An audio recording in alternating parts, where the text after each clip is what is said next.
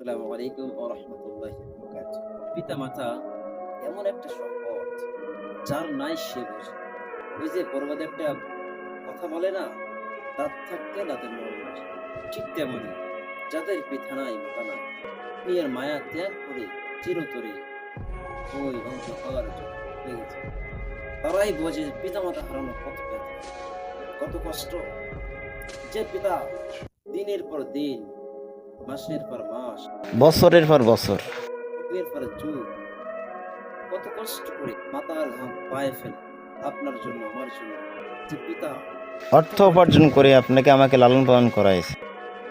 আপনার আমার চাহিদাগুলো পূরণ করেছে। যে মাতা 10 মাস 10 দিন গর্ভ অবস্থা চলাফেরা করতে পারে না, তারপরও কি কষ্ট।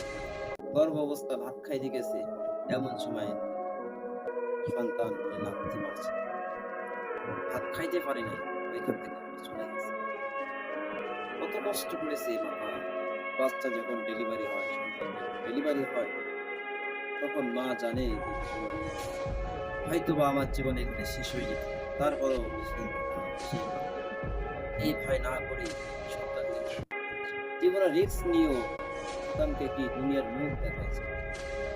যাদের এই পিতা এই মাতা দুনিয়ার মায়া ত্যাগ করে চলে গেছে, সকলের জন্য দোয়া করবেন।